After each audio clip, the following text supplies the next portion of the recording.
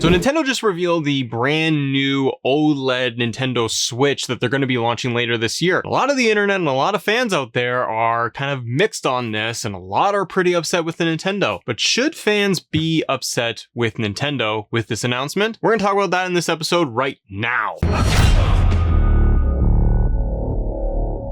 Welcome to Assemble, everybody. I'm Matt. Thank you so much for joining us here today on the show. We're going to talk a little bit about Nintendo, and obviously the big rumblings coming out of Nintendo this week is going to be the brand new OLED Switch that they have announced that they're going to be releasing later this year, October the 8th. Now, this has been making the rounds, obviously, as this is quite a big announcement coming from Nintendo, and anything, frankly, Nintendo does or wants to talk about is generally some bigger news because they're kind of odd, aren't they? They're a little bit weird. That's okay. But you can find every outlet, news site, YouTuber, person talking about this. And I wanted to give you my take on this, but more so focusing in on how everyone has been reacting over the last few days. Should fans be upset? Should gamers be upset with Nintendo? And the reason why I ask this is because fans, outlets, rumor sites, everybody had been talking about for so long about a 4K Nintendo Switch, a brand new Switch Pro that was going to be coming out. Everybody had been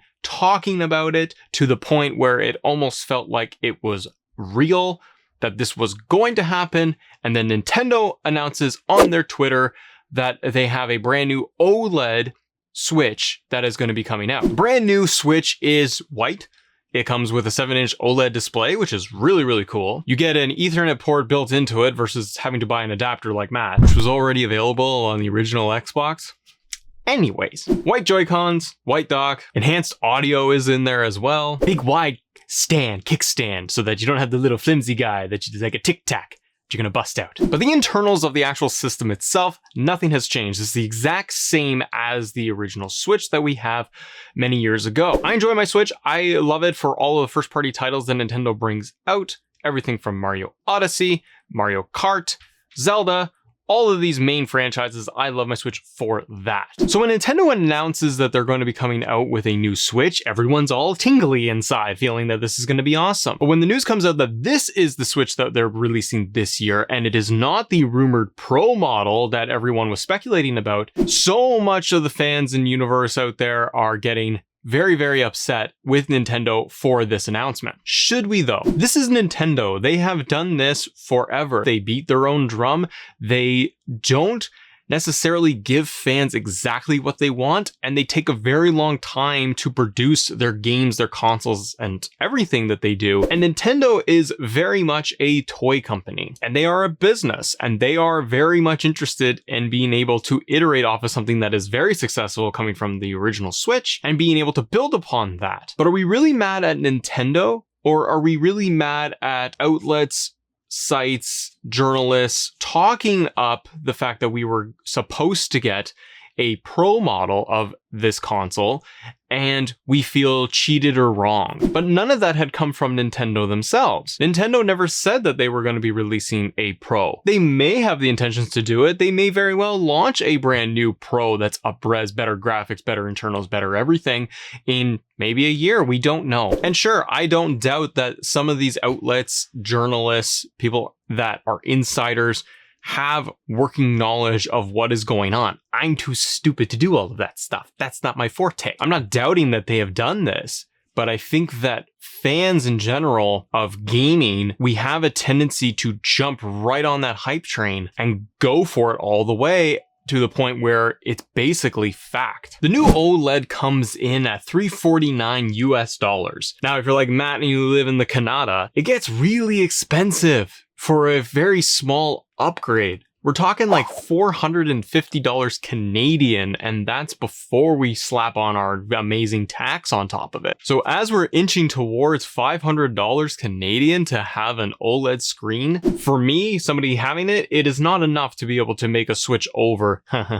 See that? But it's not enough for me to actually go over to an upgrade to just having a better screen. And I'm personally somebody that doesn't play with my Switch in that mode. I like to have it generally actually docked and put into the TV. Now, I may want to be able to get a brand new dock and be able to get the white dock because it looks so pretty. Digital Trends actually got a quote from Nintendo themselves saying that the white dock can actually be sold separately for you to be able to purchase. So existing Switch owners from the current or first generation Switch are going to be able to get their hands on a lot of the peripherals minus the OLED screen. But I go back and I ask everybody, are we supposed to be mad at Nintendo? Are we supposed to be mad at the pundits, at the rumor mill, at the insiders? Why are we mad at all about this? This is not new by Nintendo. When you look at their other handhelds, they have come out with updated models and versions along the way. It could be as simple as that Nintendo, and we don't know, but Nintendo may have been just looking at, we have a chip shortage and we want to be able to do a full pro version that could be actually in the works,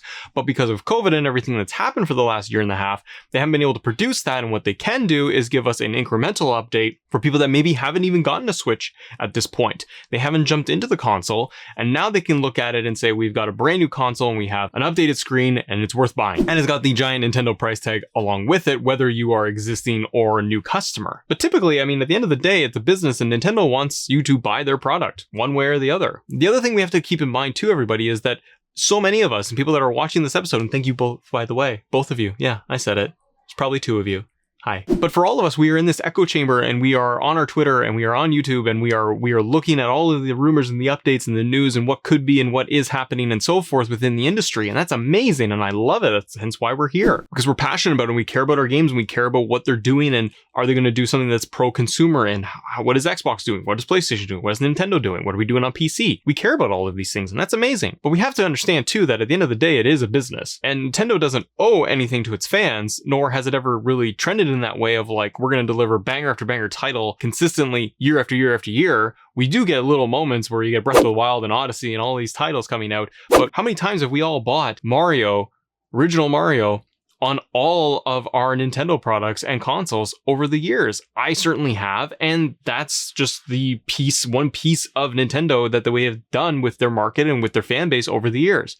We also have to keep in mind that when we look at the actual fan base, we are that echo chamber and we are a very passionate and loud group. However, we are not necessarily the entire market out there, right? There are casual players, there are families out there, there are people that have looked at this and they will see in October that there is right around Christmas time, that there is a Nintendo Switch, and little Billy and little Johnny are 8 and 10 years old, and they want to be able to get them an actual Nintendo console, and they're going to say to the rep over at Best Buy that that's the latest one. You get a 7-inch display, so if they want to go in handheld mode, they can do that, or they can go for the other Switch model, and they can get the smaller screen, smaller experience. And it can get complicated when you're looking at the original versus the OLED. For anybody, and you see two of these on the shelves and what's the difference, and the only thing is the screen. They may do that, and they may just simply drop the price of the original a little bit by $50 or $100, or they're going to run out all that inventory and just make the OLED one the new standard. But what do you think? Should fans be upset and mad with Nintendo? Should fans be upset with the actual journalists, with fans, with these websites, with all of us saying how there is supposed to be this console coming out, and then we were all kind of duped and tricked on the internet? For me, to be honest, I don't have any interest in getting the OLED Switch. It doesn't speak to me, and it doesn't have enough benefits and features and anything new in there. But if you are a brand new player, if you're brand new to Nintendo, your first Switch that you are planning to get, then great, have at it. It's going to be an amazing experience with some really great titles. But if we want to be upset with Nintendo, with the company, for not producing something that is revolutionary, new, and living up to our expectations, then in my opinion, I think fans need to be able to actually vote with their wallet, which is kind of the tried and true method. If you don't want this Switch to be successful, if you're angry at Nintendo for not delivering on a product that is supposed to be revolutionary, next gen, 4K, all these different things, then vote with your wallet by not participating, by not buying the latest Nintendo product. But if you look at Nintendo's sales over the last couple of years, the Switch is outstanding in terms of performance and sales performance. It runs out of stock when it initially launches. They have successful titles every single year. They're doing well. And what is speaking to Nintendo is that the audience is buying their product. So therefore they produce more product and they put out a newer version of this because they would have the data, the analytics, and everything to show that this is worth doing. Even if it's an incremental update, they are looking at this to say, fans will buy it. People are going to buy this. And they may come out with that Switch Pro in a year, 2 years, 3 years. We have no idea. But I don't know if we should necessarily be mad at Nintendo themselves for producing an incremental update to their product, because they never came out originally and said that they were going to give us a Pro. It's just not necessarily the Switch for us. So let's enjoy the Switch that we have. If fans want to be able to go out and get an OLED Switch because they're wanting to do an upgrade, because they need a new peripheral, because they need to be able to get that latest and greatest, then amazing, have at it. But if we are feeling that we are upset with Nintendo for doing this and that we are wronged and that they are not delivering on what we think we are owed or promised, then let's vote with our wallets and don't engage. But I really want to hear what all of you have to think about the OLED Switch coming out with a few little enhancements in there. Is it enough for you to upgrade, to jump into Nintendo's ecosystem? Are you just excited for it? Or are you just like, you know what, I'm going to wait altogether for maybe a Pro that may come out down the road? Thanks so much for watching, everybody. I'm Matt here on Assemble, and do me a favor, if you do enjoy this episode all the way through, give it a thumbs up. It really helps the YouTube algorithm. And as always, thank you all for assembling with us. See ya.